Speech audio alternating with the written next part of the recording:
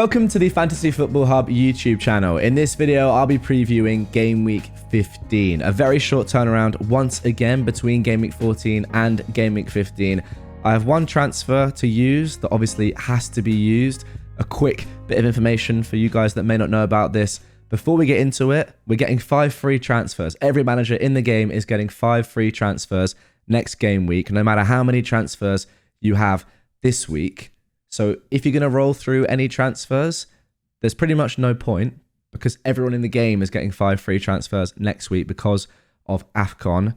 Now, I'm not too happy with that as a rule, by the way, but that's sort of besides the point. It's going to happen. So the point is, you kind of need to use up your free transfers this week to enable you to get those 5 free ones next week. And so you don't waste the transfer, really. Hope I've made that make sense. Let's have a look at my team from last week first. It actually says I've got a small red arrow at the moment, but my live rank at the time of recording, Thursday lunchtime, is about 190k. A very solid week once again, to be fair. A sort of week where, if you look at my team, I'm very happy to take a grey arrow. Timber was one of my transfers in. He obviously didn't start. Who else? Thiago didn't start. Saka didn't start. Fortunately, I suppose, came on and got the 6 points there. But yeah, my transfers that I ended up making were Timber and Anderson in. Not the best, but I suppose if there was any week that Timber could have been rested, it was this one. And Anderson didn't hit DEFCON for the first time in a long time, I think because Forest really dominated that game and dominated the ball. So maybe not the best transfer then as well, but we'll see how he gets on in future game weeks. But yeah, overall, to have captained Haaland, I've still got Mbeumo to play this evening. I've got to be pretty happy with 68 points. Munoz, by the way, is the absolute gift that keeps on giving. I still cannot believe that his ownership is as low as it is, and it's not even that low. I think his effective ownership around my rank is something like 40%. It could be 60, 65. I mean, he's so explosive. He's scoring goals that a winger would be happy to score. Maybe even a striker, some of the positions he finds himself in the box. But yeah, Bruno Fernandes, of course, still to play this evening. Who's a concern, of course, and then any West Ham assets as well, if any of them exist these days. I'm not 100% sure. Let's have a look at my team for Game Week 15, though. I've got 3 potential moves that I'm going to make. So one transfer is 100% happening. First of all, slight benching headache. We'll see with Keane if he's fit or not. I would like to play him at home to Forest. I think that's a good fixture for Everton. But then I've got Timber on the bench. But Villa have been free scoring, but Arsenal are so good defensively. So I think right now I'm doing this. I just don't really fancy benching an Arsenal defender in any game, to be honest with you. I think they're that good.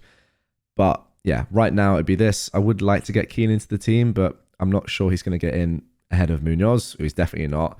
Maybe ahead of Van Dijk, honestly. But then again, with Van Dijk, you know he's going to hit DEFCON. So there is that. Let's get to my transfers. And in fact, before I even do get to my transfers, let's have a look at what the AI is recommending for me. This will be interesting because there are 3 pathways that I think I can take this week. And I want to see if the AI recommends any of them. And it doesn't, interestingly. I mean, it's so hot on O'Reilly. It loves O'Reilly so much. I mean, Munoz, there's no way I'm selling Munoz. There's just no way because I love him so much.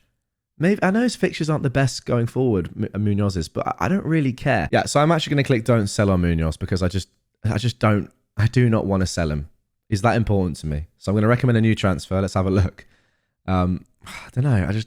His fixtures are, again, not the best, but he's just so attacking. Wow, it loves O'Reilly so much. Does O'Reilly have that much upside this week? He probably does. Sunderland at home, but I'm happy with my defense, and I just brought Timber in. So I don't think I can sell Timber. Let's click not sell on Timber, and let's not recommend O'Reilly because I don't want to make a defensive transfer. I want to do something a little bit more exciting in terms of my midfield. There it is. There is one of the transfers I definitely could make this week. Selling Mbeumo for Foden. Now, Mbeumo hasn't played yet when I'm recording this at home to West Ham. He then has Wolves away the following week. But Foden has been so good the last couple of games and has Sunderland at home. Now, I don't think that is as good a fixture as a lot of people are saying it is. I know it's City at home, and I will be captaining Haaland, by the way. But I back Sunderland so much. Like having seen them live against Chelsea in the league, they were phenomenal. structurally in that game. Like, they just knew exactly what they were doing. Each player knows their job to the nth degree, and it's actually very impressive to watch. Again, like, even against Bournemouth, where, you know, they conceded a couple of goals, still managed to win that game. Pretty much dominate Liverpool last night. Could easily have won that game. Probably deserved to win that game, which is pretty ridiculous to say. I know Liverpool are Liverpool this season, but they're still Liverpool. What a sentence that is, by the way. So that's definitely one of the recommendations. One of the transfers that I am seriously thinking about. If I don't want to sell Mbeumo, because I don't love selling Mbeumo away at Wolves, even for Foden, and that is the way I get Foden, by the way, this week. Let's see. If I don't sell Mbeumo, then what's the other option? Selling Saka. I mean, this maybe the AI is right. Like, maybe it's so hot on these City players because the Sunderland at home fixture, I guess, you know, according to the data and stuff, is a really good fixture. Again, I don't want to sell Saka. He's been good to me. But it's clearly trying to force in O'Reilly and Foden into my team as much as possible. I've never gone down this route, I don't think, of like really seeing what the AI recommends, like, you know, multiple times. But it's interesting. Van Dijk, he could be a sell. I mean, this was one of the moves I was talking about in my video last week or a few days ago. Do I get Tior in instead of Timber, which is what I was going to do, which then would have enabled me to get Foden in this week for Semenyo for free as an option. I'm not going to sell Van Dijk, as I mentioned. I want to do something a bit more fun, further up the field. Let's see. One more set of recommended transfers. Right, leave my defense alone. Maybe my defense is the problem area. Maybe it is. I'm not sure. This is what you can do, by the way, with your team, guys. I know this is a little bit silly, but I find it quite fun. Why is it I don't want to sell my defenders. Maybe my midfield and attack is actually pretty good. There's a couple of players that I could potentially sell in Mateta and Semenyo, but they're really good, like, algo players that I just don't think the AI wants to sell them at all. There we go. Right, so we've finally got to a Mateta sell for Voltemada. This is another one of the options because Voltemada plays Burnley at home this week and Mateta has been pretty poor recently. Again, I'm not 100% sure on this one, as you can see by the predicted points. Like, even though Voltemada has a plum fixture this week at home to Burnley, Mateta is just right behind him. Gets so many big chances. This is definitely an option for me. Let's not sell him. Let's recommend a new transfer. We're going to keep going. Wow, I mean, I'm definitely not doing that. There's no upside in that transfer at all. It really does not want to sell Semenyo at all. It doesn't want to sell Semenyo one bit. Wow, that is so interesting. Let's go back to my team and I'll talk about the 3 moves that I'm thinking of. And I will say, when you see a tool like Fantasy Football Hub's recommendation not want to sell a player like Semenyo at all, even when given ample opportunity, it does make me think, am I making a mistake by potentially selling him? And maybe I am. Maybe I am. But the potential moves that I'm looking at are the 2 that it did recommend, which were Mbeumo out to Foden. That's sort of the only way I can get to Foden this week with 1 free transfer. That is definitely a potential. And then Mateta to Voltemada, really attack that Burnley fixture. The problem I have with that is that the fixtures afterwards just are not good. I mean, Sunderland away is tough, and then Chelsea home, United away. I think those are quite tough fixtures, really, before it gets a little bit better. And these transfers, I know we're getting 5 free transfers, right? But I don't think that it means you should suddenly be spamming these moves and like going super aggressive. I actually think through this Christmas period, it'd be better to let other managers do that.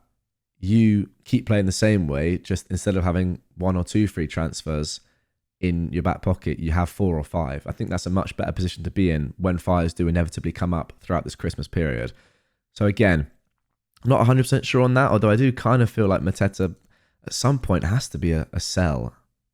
Then again, he could easily return to form, put away 1 or 2 of his big chances that he seems to get every game and be fine. I'm not 100% sure on the minutes there, and I feel like if you had a 3-5-2, Mateta to Thiago is a much more easy move. The 3-4-3 structure means that maybe I keep him. But then the last move I'm thinking of is Semenyo to Minte, which was the move that I really had in mind at the start of this game week, as like the key move that I was going to make. it enables me to sort of wait on Mbeumo, wait on Foden, do that move later on next week. But the more I think about it, the more I'm now thinking, well, can I not potentially just keep Semenyo? Consider Minte not for the Liverpool away game, maybe for Sunderland at home. But then again, you get Arsenal away after that. Maybe I don't need to think about Minte at all, actually. Just keep Semenyo, save that transfer. Do Mbeumo out, despite the fact that he's got Wolves away, Bournemouth at home. He is going to be a transfer out because he goes to AFCON. And then just do the Foden move for free this week. Keeping Semenyo because his fixtures get all right, actually. Burnley away, Burnley at home, and then Brentford away.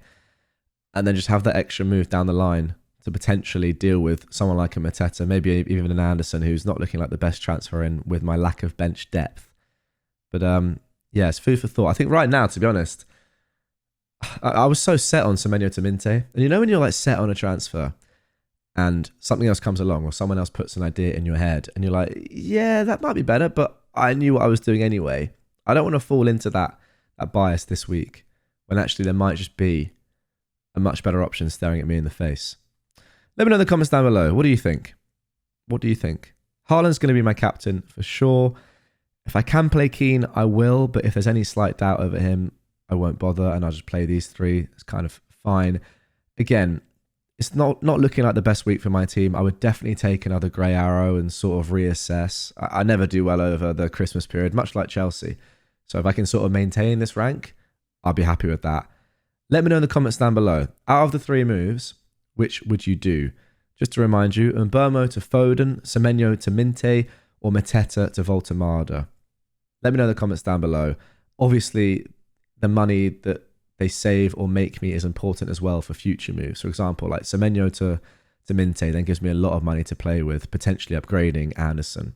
So that's important. But yeah, let me know your thoughts in the comments down below. That is going to do it for this one. Hope you enjoyed my ramblings and the 10 recommended transfers from Fantasy Football Hub. If you would like to see your own recommended transfers by Fantasy Football Hub, according to their completely unbiased AI recommended transfers, it's a very impressive tool, I think, then sign up to Fantasy Football Hub. The link's down below, as it always is, top line of the description. You can do what I did there and sort of do it until you see a move that you want or that you want to see. And the interesting thing about that for me is the fact that it doesn't want to sell Semenyo like at all, even when I've put in 8 or 9 like do not sell this player before that. So it's sort of leading towards, I'm trying to push it towards selling Semenyo pretty much. It still doesn't want to do it. Tells me that maybe that is a little bit short-sighted of me and I should just keep him through a Chelsea at home game that really isn't that bad. United away, not that bad. And then you're into Burnley at home. Just because he's not scored recently, does that mean I should be selling him? Probably not. And looking at his highlights from the previous games, I mean, he's had a lot of chances. But yeah, we'll see what I end up doing. Thank you guys for watching. As always, good luck this game week, and I will catch you on the next one.